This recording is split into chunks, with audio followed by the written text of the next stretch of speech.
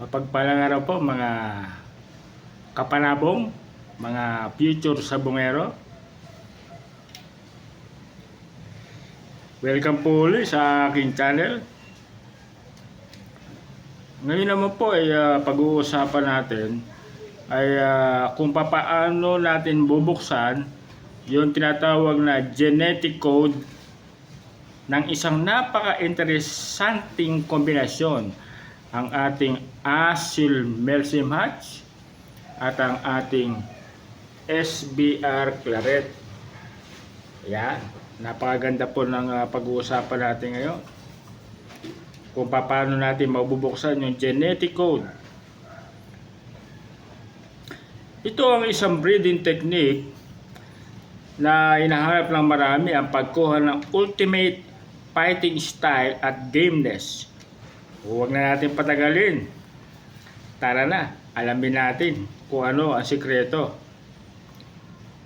Simulan natin sa tinatawag na foundation o unang linya.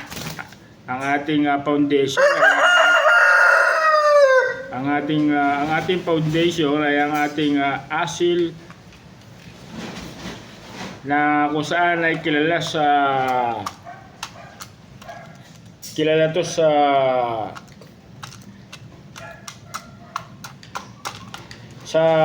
taglay nitong tibay. Taglay nitong tibay, endurance, power hitting at deep game. Sila yung tipo na hindi basta-basta bumibitaw pagdating sa laban. Ay ikalawa naman ay ang dugong melsim hatch. Ito naman ay may katangian o nagdadala ng cutting accuracy at aggression. Kaya ang acyl melsim hatch cross ay may power na mabilis at tumpak pa ang pagkakatira. Ito ang ating basyan ng lakas ng tibay, lakas at tibay. Ngayon, ang ating gagamitin naman na pang-cross ay ang ating SBR claret. Yan.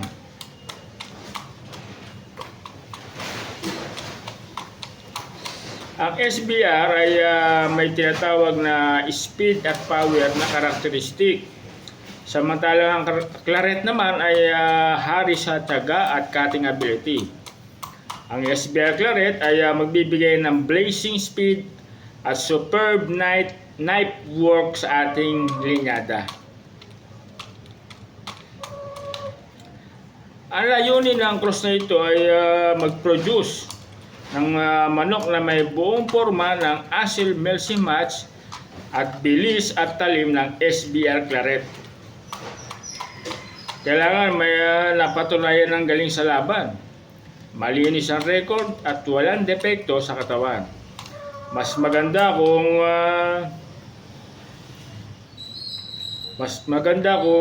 mas magaling ang gagawin nating highly inbred na linya para mas stable ang traits. Pumili tayo ng inahin na SBR claret because of his dominant sa cutting speed. Siruduhin na maliksi at malusog para maging maganda ang itlog at palahi.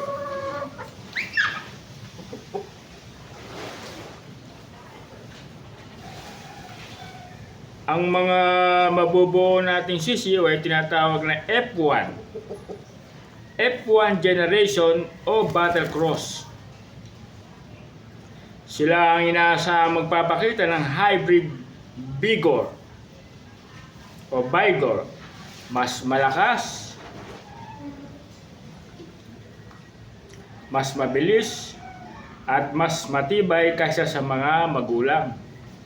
Ang pinakahalaga mga kabreeder ay ang tinatawag na phenotype o itsura at genotype o genetic makeup ng mga sisiw.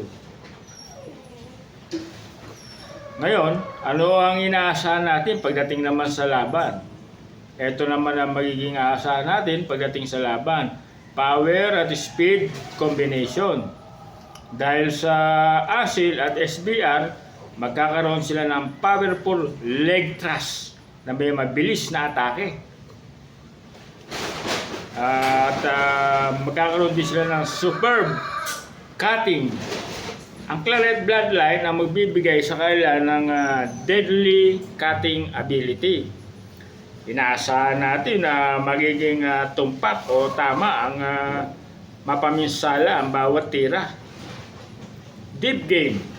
Ang tibay ng asil ay magpapanatili sa kanila sa laban kahit pa may tinamong sugat o kahit na may tama na, ay lalaban pa rin. Kung maganda ang pag-cross, makabuo tayo ng manok na matalino, mabilis at may power sa bawat galaw. Ito ang tinatawag nating complete fighter. Tandaan mga kapanabong, mga future sabungero, ang pagbuo ng isang matagumpay na lahi ay hindi swerte. Ulitin ko, ang pagbuo ng isang matagumpay na lahi ay hindi swerte. Ito ay kombinasyon ng kaalaman, matyagang pag-aalaga at tamang pagpili ng bloodline.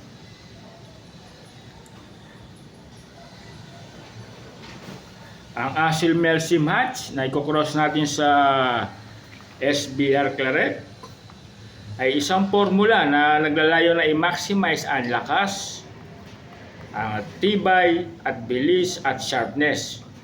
Kung meron pa kayong ibang cross na ginagawa o gusto pang malaman, mag-comment lang po kayo para malaman natin kung ano rin po ang inyong mga pinag-aandaan para sa inyong ginagawang pagkocross o pagkokombinasyon.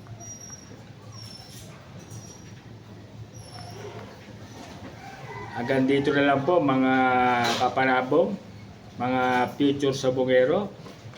Sana po ay abangan nyo po ako lagi sa aking update para sa aking journey sa pagbe-breeding ng ating magandang bloodline, Asil Mercy Match at SBR Claret. Maraming salamat po.